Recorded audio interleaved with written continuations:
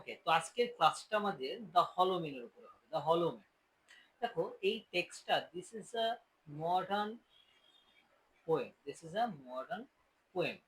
এই কবিতাটা যে লোকটা লিখছেন তার নাম হচ্ছে T S Eliot. Okay, T S Eliot. এবার before understanding this poem you must know about modernism. যে মডার্নিজম বলতে কি বোঝায় সেটা সবার আগে কিন্তু আমাদের বুঝতে হবে। Okay, without understanding the background of the poem, you cannot understand the text.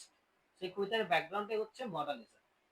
দেখো এই টেক্সটটা মানে দ্য হলো ম্যান, এই পোয়েমটা যেটা ব্যাকগ্রাউন্ডে লেখা মডার্নিজম, মডার্নিজম হচ্ছে মানে 1914 থেকে 1918 সাল পর্যন্ত আমাদের ফার্স্ট ওয়ার্ল্ড ওয়ার আমরা দেখেছি। ফার্স্ট ওয়ার্ল্ড ওয়ার, প্রথম বিশ্বযুদ্ধ হয়েছে। তো এই প্রথম বিশ্বযুদ্ধ হওয়ার ফলে আমরা কি দেখতে পাচ্ছি, এই ইউরোপ মহাদেশে একটা জিনিস হচ্ছে ওয়ার্ল্ড ওয়ার, মানে সেখানে ডিস্ট্রাকশন দেখতে পাচ্ছি, সবকিছু ধ্বংস হয়ে যাচ্ছে সবকিছু। এবং সব থেকে বড় কথা, একটা ইমোশনাল ল্যাক, ইমোশনাল ল্যাক সেটাও কিন্তু আমরা পাচ্ছি। আরেকটা জিনিস পাচ্ছি, সেটা কি, that is the fragmentation, the Notion of fragmentation, সেটা কিন্তু আমরা পাচ্ছি। কেমন করে পাচ্ছি দ্য নোশন অফ ফ্র্যাগমেন্টেশন? দেখো যে ফার্স্ট ওয়ার্ল্ড ওয়ার হওয়ার পরে আমরা দেখতে পাচ্ছি পুরো পৃথিবী জুড়ে একটা জিনিস করছে, সেটা কি, যে সবকিছু ছড়িয়ে ছিটিয়ে যাচ্ছে। ফার্স্ট ওয়ার্ল্ড ওয়ারের পরে যারা স্বপ্ন দেখেছিল এই পৃথিবীতে বাচ্চা, যারা স্বপ্ন দেখেছিল এই পৃথিবীতে কোনো কিছু করবে, তাহলে সেই স্বপ্নগুলো উইদিন আ মোমেন্ট শেষ হয়ে যাচ্ছে। কেন? ফার্স্ট ওয়ার্ল্ড ওয়ারের পরে। এবং বলা হচ্ছে যে ফার্স্ট ওয়ার্ল্ড ওয়ারের পরে সেভাবে কেউ আর বেঁচে নেই।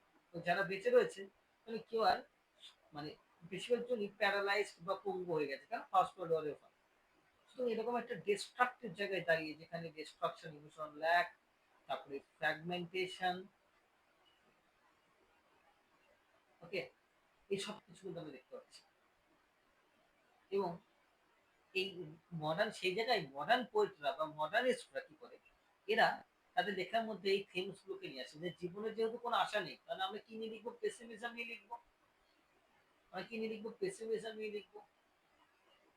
আমরা ডিস্ট্রাকশন নিয়ে লিখবো, ইমোশনাল ল্যাক নিয়ে লিখবো, ফ্র্যাগমেন্টেশন নিয়ে লিখবো। তারপর জীবনে যেহেতু কোনো ছন্দ নেই, আমাদের কবিতার মধ্যেও কোনো ছন্দ থাকবে না। সবসময় ওরা ফ্রি ভার্সে লিখতো। কিসে? ফ্রি ভার্সে। ওকে। এবং দেখো জীবন যেহেতু কোনো প্রেডিক্টেবল নয়, as life is unpredictable for them, সুতরাং তারা কি নিয়ে লেখা শুরু করলো? তাদের লেখার মধ্যে একটা থিম আসছে, সেটা হচ্ছে স্ট্রিম অফ কনসিয়াসনেস, একটা narrative technique. Stream of consciousness মানে হচ্ছে এটা একটা লেখার টেকনিক। স্ট্রিম অফ কনসিয়াসনেস টেকনিকটা কেমন? তুমি পেন খাতা নিয়ে বসলে এবং যেমন ভাবে ইচ্ছা, যা মাথায় আসো তুমি সেভাবে লিখলে, কোনো প্রি প্রিপারেশন ছাড়া। এই নোশনস গুলো আমরা মডার্নিজম দেখতে পাচ্ছি। তাহলে মডার্নিজম কি? মডার্নিজম একটা জিনিস দেখতে পাবে তুমি, এরা সবসময় যে রোমান্টিসিজমকে মানে অ্যান্টি রোমান্টিক, এরা সবসময় অ্যান্টি রোমান্টিক হবে, রোমান্টিক্স এর অপোজিটে যাবে। রোমান্টিকরা মনে করে যে সূর্যের আলো জীবনে যেন একটা আশা নিয়ে আসতে পারে, কিন্তু মডার্ন পোয়েটসরা তা মনে করে না। Modern poets feel that life is completely unpredictable and the notion of disillusionment, তুমি যেটা ভাববে তার অপোজিট হচ্ছে কোনো আশা নেই। সো disillusionment, এই থিমস গুলো তুমি দেখতে পাবে মডার্ন পোয়েট্রিতে। ওকে, মডার্নিজমের সময়কাল কত? ব্রিটিশ লিটারেচারে 1901 থেকে 1945 পর্যন্ত সময়কাল বলে মডার্ন। আফটার 95 থেকে পোস্ট মডার্ন। এবার আমরা এই টেক্সটাই যাবো। ওকে, আমরা মডার্নিজম সম্পর্কে বুঝলাম। এবং মডার্নিজম আরেকটা জিনিস, যেটা তুমি যেটা এক্সপেক্ট করবে তার অপোজিট হবে। ওকে, এবং সোসাইটির হার্শ রিয়ালিটিকে তুলে ধরবে মডার্নিজম। আশা করছি বোঝা গেল। চলো এবার তার হলমের এই যে পোয়েমটা এলিয়েটের হয়েছে, এই পোয়েমটা পড়তে গিয়ে প্রথমে আমরা টাইটেলটা বুঝবো সব। এই টাইটেলটা কোথা থেকে নেওয়া হয়েছে? দেখো টি.এস. এলিয়ট এমন একজন রাইটার না, যিনি সবসময় কি করেছেন, তিনি প্রচুর টেক্সট করেছেন, মাল্টিপল টেক্সট করেছেন, এবং তার লেখাতে কিন্তু প্রচুর টেক্সটের তুমি রেফারেন্স পাবে, প্রচুর টেক্সটের তুমি রেফারেন্স পাবে। এবং একটা টেক্সটের মধ্যে যখন মাল্টিপল টেক্সটের রেফারেন্স থাকে, এই রেফারেন্সটাকে কি বলা হয়? এই রেফারেন্সটাকে বলা হয় অ্যালিউশন। ওকে, ঠিক সেটা আমরা দেখতে পাবো। এই পোয়েমটা পাবলিশ হচ্ছে 1925 সাল হচ্ছে পাবলিকেশন ডেটের, তাহলে কবিতাটা পাবলিকেশন ডেট ইজ 1925। এবার চল এই টাইটেলটা কোথা থেকে নিয়েছে সেটা দেখতে দেখবো। এই টাইটেলটা। দেখো প্রথমত এই টাইটেলটা যেটা থেকে নেওয়া হচ্ছে সেটা হচ্ছে, ওয়েট, এই টাইটেলটা যেখান থেকে নেওয়া হচ্ছে, টাইটেলটা সম্পর্কে যদি আমরা ব্যাখ্যা করি, এই টাইটেলটা নেওয়া হচ্ছে দ্য হলো ল্যান্ড, একটা টেক্সট রয়েছে বাই উইলিয়াম মরিস, সেটা থেকে নেওয়া হচ্ছে। আর একটা দেখো, দ্য হলোল্যান্ড বাই উইলিয়াম মরিস এই টেক্সট থেকে নেওয়া হচ্ছে। ওকে, কারণ এই যে এলিয়ট কি দেখাচ্ছেন, এই মডার্ন সিভিলাইজেশনটা ধ্বংস হয়ে গেছে, এই জায়গায় দাঁড়িয়ে কোনো হোপ নেই, এই পৃথিবীটা যেন ওয়েস্টল্যান্ড হয়ে গেছে, এবং সেখানে শুধুমাত্র হলো মেনরা বাস করে। হলো মেন মানে ফাঁপা মানুষরা। তো হলো মেন এই টেক্সটার নাম করুন তিনি এই হলোল্যান্ড বাই উইলিয়াম মরিস, এখান থেকেও কিন্তু লিখছেন। ওকে, আমি সেটা দেখতে পাচ্ছি। So what you see that, এই গল্পে কি হয়, এই গল্পে the story takes place in a strange land, the story takes place in a strange land, okay, or empty land এ এই ঘটনাটা ঘটে।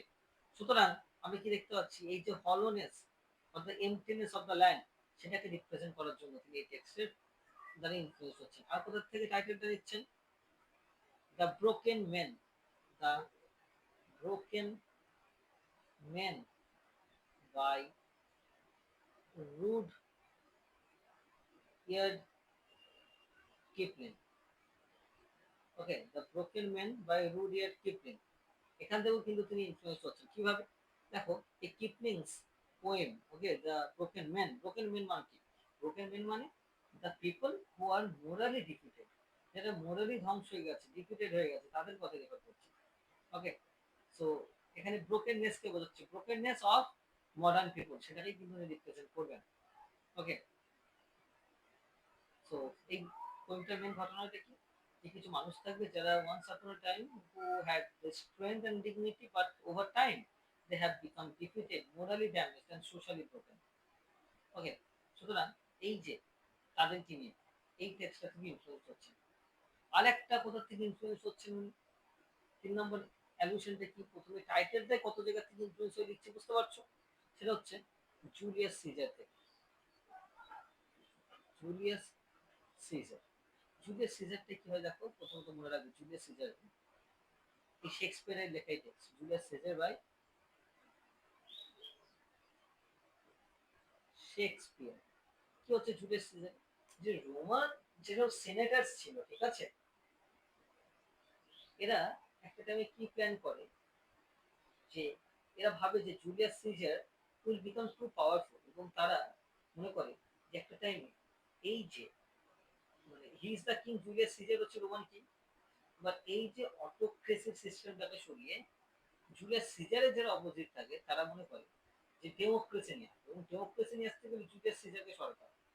এবং জুলিয়াস সিজারের অপোজিটে যারা কনস্পিরেটর রয়েছে, মানে ষড়যন্ত্রকারী, ওরা কি করে, ওরা জুলিয়াস সিজারের সব থেকে প্রিয় বন্ধু ব্রুটাসকে সঙ্গে করে, এবং ব্রুটাসকে দিয়ে বলেছে যে জুলিয়াস সিজার, ব্রুটাস কিন্তু একজন ভালো লোক ছিলেন প্রথমে, বলে যে দেশের মানুষ, এই দেশের মানুষকে যদি সঠিকভাবে পরিচালনা করতে হয় তাহলে ডেমোক্রেসি দরকার, অটোক্রেসি নয়। দরকার ডেমোক্রেসি, অটোক্রেসি নয়। কেন, ডেমোক্রেসিতে কি হবে, ডেমোক্রেসিতে একজন মানে কোনো ডিকটেটর বা ডিকটেটরশিপ চলবে না, অটোক্রেটিক চলবে না, অটোক্রেসি চলবে না। তাই ব্রুটাসকে এই বিলিভটা করানো হয় যে রোমে কি করানো হবে, যে রোমে ডেমোক্রেসি নিয়ে আসা হবে। এই জায়গায় দাঁড়িয়ে ব্রুটাসকে দিয়ে জুলিয়াস সিজারকে কিন্তু হত্যা করা হয়, এবং ব্রুটাস জুলিয়াস সিজারের সব থেকে প্রিয় বন্ধু, ব্রুটাস জুলিয়াস সিজারের কিন্তু সব থেকে প্রিয় বন্ধু, সেটা কিন্তু আমরা জানি। এবং একদিন সকালবেলাতে জুলিয়াস সিজার যখন সভাতে যাচ্ছেন, তখন তার ওয়াইফ বলছেন যে আজকে যেতে হবে না কেন, আজকে আমি স্বপ্নে ব্লাড দেখতে পেয়েছি, রক্ত। জুলিয়াস সিজার তখন বলছে ঠিক আছে যাবো না, কিন্তু সভা যারা ছিলেন ওরা বলছেন যে স্যার, মানে মহাশয়, আপনি যদি একজন ওয়াইফের কথা শুনে যদি আপনি এই বাড়িতে বসে যান, তাহলে মিটিংটা যদি না যান, অ্যাটেন্ড না করেন, তাহলে লোকে কি বলবে। এই জায়গায় দাঁড়িয়ে জুলিয়াস সিজার কিন্তু চলে যায় কোথায়, তার সভাটা করতে, কিন্তু সেই টাইমে জুলিয়াস সিজারকে হত্যা করা হয়, কেস যুক্ত করে Brute. Okay, though I can't remember the whole story of Julius Caesar right now. Okay, so সেই জায়গায় জুলিয়াস সিজার একটা কথা বলে মনে পড়ে যেটা আমার, যে একটু ব্রুট, মানে তুমি কি ব্রুট? ব্রুটাস সব থেকে প্রিয় বন্ধু হয়ে কিন্তু জুলিয়াস সিজারকে হত্যাটা করেছিল। এবং এই জায়গায় দাঁড়িয়ে তখন ব্রুটাস কি করে, তার সঙ্গীদের বলে হলোমেন বলে, হলোমেন বলে হয়। তো ব্রুটাস যদি তার সঙ্গীদের হলোমেন বলে, এবং অ্যাকচুয়ালি দেখতে গেলে ওর সঙ্গীরা যদি হলো হয়, ব্রুটাস আরো বেশি হলো ফাঁপা। ওকে, সো এখান থেকেও কিন্তু ইনফ্লুয়েন্সটা আসছে। তাই এই টেক্সটটা তোমাদের দ্য হলোমেন, এই হলোমেন যে টেক্সটটা রয়েছে, এই হলোমেন নামটাই হচ্ছে তোমার যে রেফার করার জন্য যে ফাঁপা মানুষ, তার মানে কি মোরালি ডেস্ট্রয়েড পিপল, সেটাই কিন্তু রেফার করছে। এবার দেখো টেক্সটটা শুরু হচ্ছে, টাইটেলটা সবাইকে হয়তো বোঝা গেছে। তো the hollow men actually refers to modern people, যারা কি, যাদের স্পিরিচুয়াল এমটিনেস দেখাচ্ছে, যাদের মধ্যে স্পিরিচুয়ালিটি বলতে কিছু নেই, মোরালিটি বলতে কিচ্ছু নেই। ওকে, এটা কিন্তু আমরা দেখতে পাচ্ছি। আর মডার্ন পোয়েমের কাজটা কি, এরা whatever you think it would be different, তুমি যা ভাববে তার অপোজিটটা হবে, মাথায় রাখবে। এবং দেখো কবিতার শুরু হওয়ার আগে দেখো দুটো লাইন দিয়েছে না, এগুলোকে বলা হয় এপিগ্রাফ বলে। কি বলে? এপিগ্রাফ বলে। এপিগ্রাফ মানেটা কি? Introductory section, introductory section of a text, মানে introductory section of a text, যে কোনো টেক্সটের ইন্ট্রোডাক্টরি সেকশন বা ফ্রেজ বলতে পারো, যেটা কি করে কবিতার থিমসটাকে রিপ্রেজেন্ট করে। এই কবিতাটার যে এপিগ্রাফটা রয়েছে, এপিগ্রাফটা হচ্ছে মিস্টার কার্স হি ডেড। এবার এই জায়গাটা বুঝতে গেলে তোমাকে সবার আগে একটা জিনিস বুঝতে হবে, সেটা হচ্ছে ভাইটাল ইম্পালসিভ ফোর্স। এই জিনিসটা, ভাইটাল ইম্পালসিভ ফোর্সটা কি?